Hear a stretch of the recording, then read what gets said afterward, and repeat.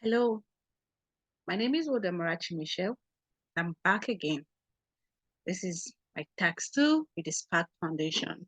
This time around, I'm going to be doing prediction using unsupervised machine learning. So, from the given iris dataset, predict the optimum number of clusters and represent it virtually. I went ahead, I imported my libraries as usual, imported the data. Looking at the data, we have ID, we have sepal length CM, sepal width CM, beta length CM, beta width CM, and then the species of the data. So this will find that we have like 150 rows and 6 columns. That's all we had. That's all we have. And then I went ahead to call out the dev.info and to check for the information of it. And looking at it, this is what we have. We have integer, float object. I used it. I went ahead to check if there's any null values. And then there was no NA values. Looking at it, I did the unique dev.unique and then brought out all the unique values for me. This is what I have. So finding the optimum number of clusters for K. So I call that data X equals to dev.ilog. This is what I used in calling out the number of clusters for the K means. And doing that, this is what I got. It gave me an array of this,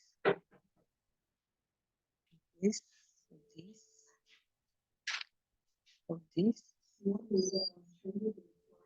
And then I imported sklen. From sklen.cluster import k-means. So I have to import the k-means.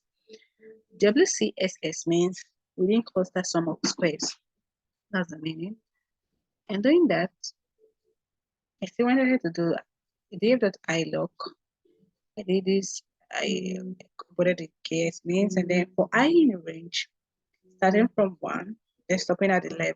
K means equals to k means, and clusters equals to I. In it equals to k means. So doing that, I had to fit it.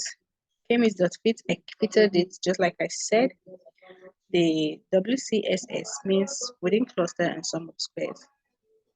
So doing that, I went ahead to plot an able graph. I wanted to plot an able using the able method. I wanted to plot a graph, like plotting the result onto a line graph that will allow us to observe. So the able method is used to determine the number of clusters in a data set. So we use the able method to determine the number of clusters in a data set. So doing this, and you could see from the able method, this is what we got. Like I said, so we could get the number of clusters, look at our able method, and then after that, so from the graph above, the optimal cluster is where the able occurs. This is where the able occurs. This is within the cluster of sum of squares. It doesn't decrease significantly with every iteration. So I went ahead to print it, and then it gave me an array that's within the cluster sum of squares. Printed it, and this was the array I got. And then I applied a k-means to a data set, and then it also brought out this array for me. K-means equals to n cluster 3. Whatever number you put will give you actually a different data set. So I used 3 here. And then after that, I had to do the visualization of the cluster. In the visualization of the cluster on the first 2 columns, I had to use the scatter plot, which is plt.scatter.